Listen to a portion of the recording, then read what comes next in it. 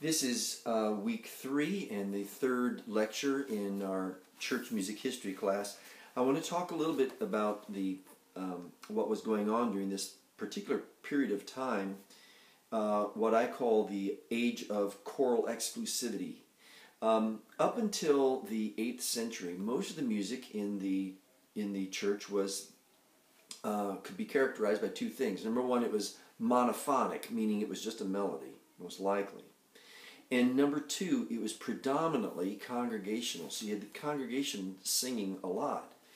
In the 8th century, during the time of Charlemagne, there was a big change that happened where, due to a number of political reasons, the Latin liturgy was brought up north and really imposed on the churches, especially the churches in France.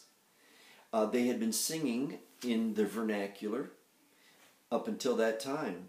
Now what's brought is Latin. Now the people can't understand Latin.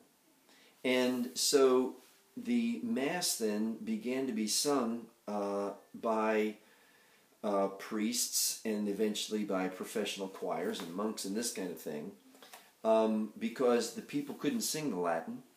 What happened is a couple of things.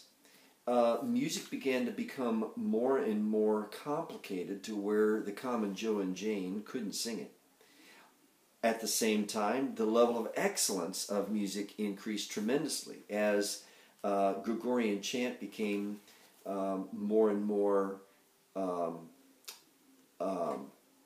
complicated, I guess you could say, more musically intricate.